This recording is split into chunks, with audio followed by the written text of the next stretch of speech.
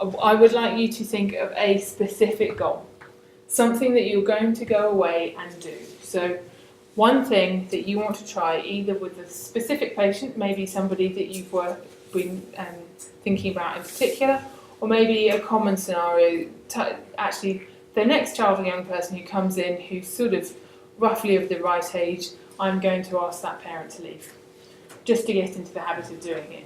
And whatever it is, to be when you think you're going to be able to do it by, who you're going to do it with, and what you're going to try. I've got one specific family in mind where it's been quite tricky to get the parents out of the room, but I've discussed a few ideas and notions, and I'm going to try the next time I see this family to try and get the parent out of the room from the start of the session. She's a difficult parent, so it can be difficult, but I'm going to try. It's about approaching the parent leaving the sessions earlier on in the treatment schedule, even if it's for 1 or 2 minutes. And you're going to do that with a particular family, Balach, or just as a general? All paediatric patients, as long as it's age appropriate. Yeah. Obviously, they will be alone with me for a couple of minutes.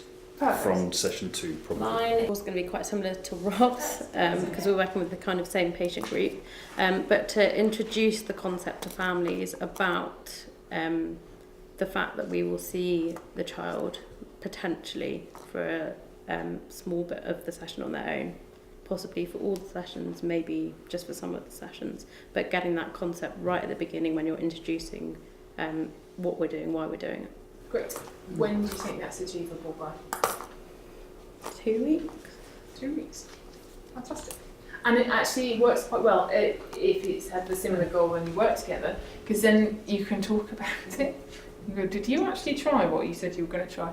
Okay, Carol, were you ready to go? Yeah, and mine is actually the same, but just more routinely, just asked to see all patients, well, not all, but the majority of paediatric patients on their own, away from their parents, because we only pick on the ones that are difficult, but actually it's probably useful for most paediatric patients, even if it's 5 minutes. And when do you think you'll be able to do that? And start this week.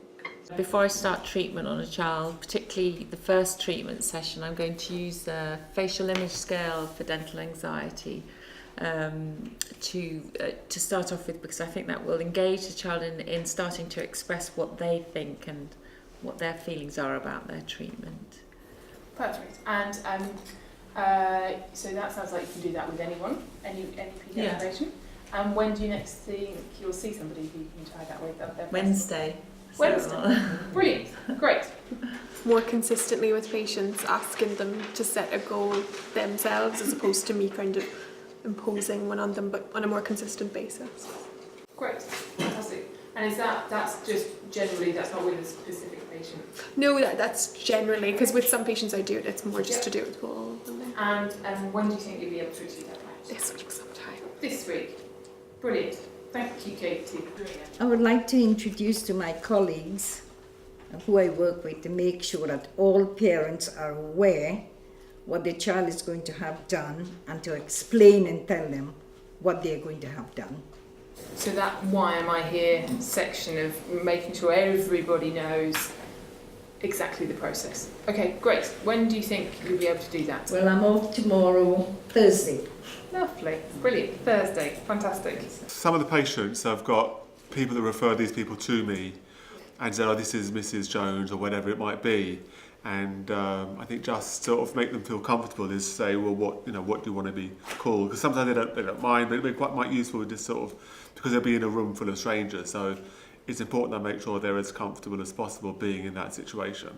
So I might, maybe revisit that at the risk of making it seem a bit uncomfortable, saying, well, what do you want to be called, that kind of thing. Great. Okay. And when do you think you'll be able to do that by?